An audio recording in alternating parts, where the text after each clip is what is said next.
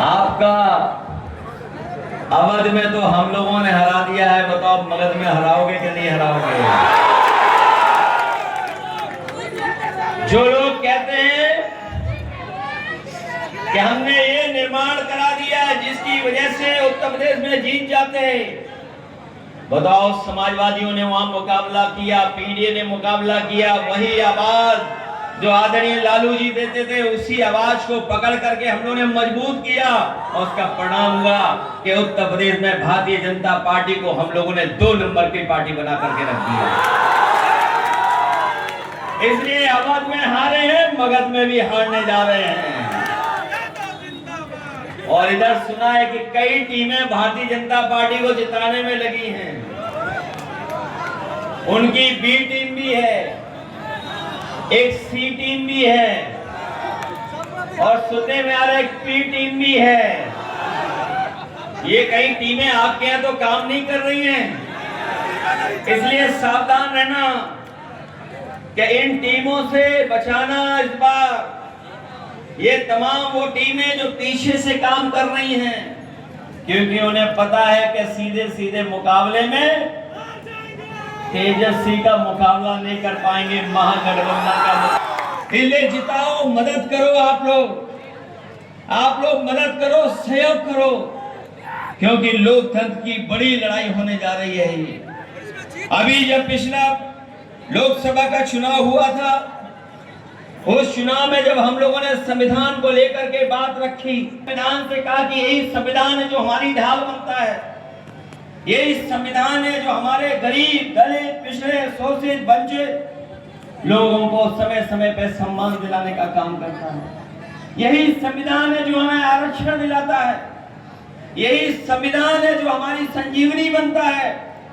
इसी संविधान को खत्म करने के लिए, बदलने के लिए भारतीय जनता पार्टी तैयारी कर रही थी, लेकिन जागरूक जनता ने उत्तर प्रदेश में मुकाबला करके के भारतीय जनता पार्टी को पीछे छोड़ दिया और उसका परिणाम ये हुआ है कि भारतीय जनता पार्टी की सरकार नहीं है, उनके सहयोगियों की सरकार है, जो हमें लेकर के वहां गए थे, हमें छोड़ दिया वहीं और खुद भारतीय जनता पार्टी के साथ मिल गए। कहो अगर भारतीय जनता पार्टी हारेगी तो न केवल बिहार में सरकार बनने जा रही है महागठबंधन की, बल्कि दिल्ली में भी परिवर्तन लाने का काम हम लोग करेंगे। इसलिए ये चुनाव केवल उत्तर प्रदेश या बिहार के भविष्य का नहीं है, देश के भविष्य को बनाने का भी चुनाव है। इसलिए दूर से चल करके हम लोग आपसे सहयोग और मदद मांगने आए हैं। इसलिए आप सबसे हम निवेदन भी करना चाहते हैं का काम करना, और हम भरोसा दिलाते हैं जब परिवर्तन आएगा तो हम लोग मिलकर के तेजस्वी की मदद करने का काम करेंगे, बढ़ाने का काम करेंगे। जो काम हम लोगों ने उत्तर प्रदेश में किए, जो उन अनुभवों से भी हम उनको लाभ पहुंचा करके आपके भविष्य को बनवाने में मदद करने का काम करेंगे। इसलिए देश को बचाओ, भारतीय जनता पार्टी से बचाओ, वो उस भारतीय जनता पार्टी से बचाओ जिसने देश के सामने एक बार नहीं न जाने कितनी बार झूठ बोला है। ये बीजेपी के लोग जो जीएसटी का उत्सव मना रहे हैं, आप लोग अखबारों में पढ़ते होंगे, विज्ञापनों में देखते होंगे कि आजकल भारतीय जनता पार्टी के लोग जीएसटी का उत्सव मना रहे हैं। मैं पूछना चाहता हूं कि आखिरकार जीएसटी कानून को लाने का काम किसने किया है? बीजेपी कानून लेकर के आई, अपने लोगों को लाभ पहुंचाने के लिए आई। कहती है भारतीय जनता पार्टी कि हम दुनिया की सबसे बड़ी पार्टी हैं, दुनिया की सबसे बड़ी पार्टी है। और कभी आपने सोचा कि दुनिया का सबसे ताकतवर जो राष्ट्रपति हैं वो भारतीय जनता पार्टी को, प्रधानमंत्री को समय समय पर सबक सिखाने का काम करते हैं। बताओ टैरिफ लगा दिया कि नहीं लगा दिया? और टैरिफ लगाने का, दबाव बनाने का इसीलिए साजिश चल रही है कि यहाँ पर महंगी हो जाए चीजें, हमारे कारखाने चलाने वालों का नुकसान हो जाए, उद्योग बंद हो जाए, जो लोग विश्व गुरु बनना चाहते थे वो आज अमेरिका के सामने घुटने टेक चुके हैं। कई चीजें अमेरिका ने पकड़ ली है भारतीय जनता पार्टी की। अभी तो हम लोगों ने यही हत्या देखी है, अभी बिहार में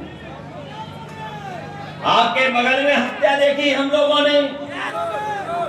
हमें उम्मीद है इस देश के कानून में, इस देश का संविधान उसको न्याय देगा, हमें न्याय मिलेगा। लेकिन यही भारतीय जनता पार्टी के लोग सुपारी लेकर के, इन्हीं के कुछ सहयोगी लोग जो आरोप लग रहे हैं इन पर, अमेरिका में भी हत्या कराते हैं, अमेरिका में भी हत्या कराते हैं। उसका परिणाम ये हुआ है कि अमेरिका की ने कई इनके लोग जो करीबी हैं उन पे पाबंदियां लगा दी हैं।